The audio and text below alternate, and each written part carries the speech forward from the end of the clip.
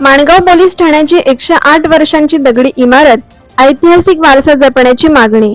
माणगाव शहराच्या मध्यभागी उभी असलेली तहसीलदार कार्यालय आणि माणगाव पोलीस ठाण्याची ही ऐतिहासिक इमारत म्हणजे केवळ दगडांची रचना नसून ती इतिहासाच्या असंख्य आठवणींची जिवंत साक्ष आहे।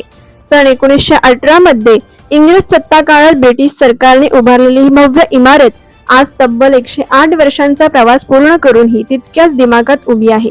स्वातंत्र्यपूर्व काळात न्यू मामलेदार कचेरी या नावाने ओळखली जाणारी ही वास्तू त्या काळच्या प्रशासकीय व्यवस्थेचे केंद्र होती।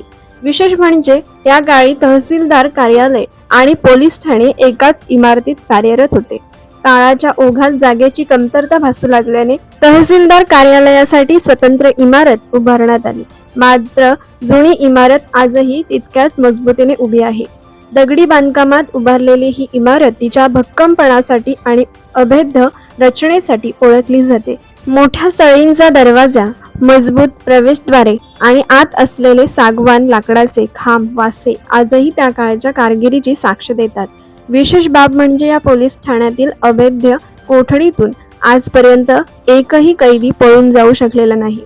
ही बाब या इमारतीच्या सुरक्षिततेचे प्रतीक आहे। या वास्तूच्या भिंतींनी अनेक ऐतिहासिक क्षण अनुभवले आहेत। स्वातंत्र्यपूर्व काळात समाज सुधारक, स्वातंत्र्य सैनिक आणि राजकीय नेत्यांना याच ठिकाणी अटक करून कोठडीत ठेवण्यात आले होते।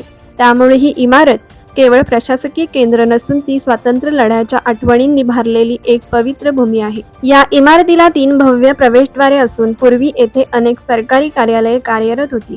याचबरोबर ब्रिटिश अधिकाऱ्यांच्या निवासासाठी परिसरात उभारलेल्या दगडी चाळी आजही टिकून आहेत, ज्यामुळे या ठिकाणाला एक वेगळे ऐतिहासिक महत्त्व प्राप्त झाले आहे। या ऐतिहासिक वास्तूला लागूनच विस्तीर्ण पोलीस परेड मैदान आहे, जे आजही शिस्त, प्रशिक्षण आणि शौर्याची परंपरा जपताना दिसते।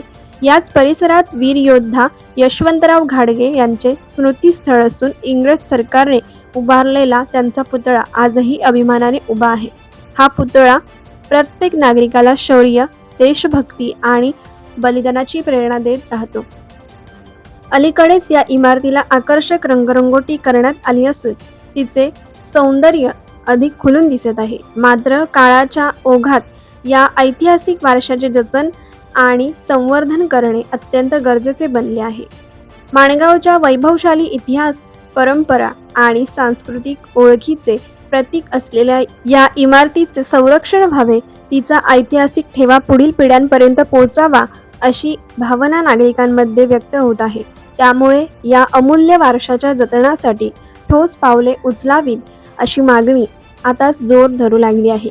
कोकण एक्सप्रेस चॅनलसाठी माणगाव प्रतिनिधी अरुण पवार। कोकण एक्सप्रेस चॅनलला लाईक करा, शेअर करा आणि सबस्क्राईब करा।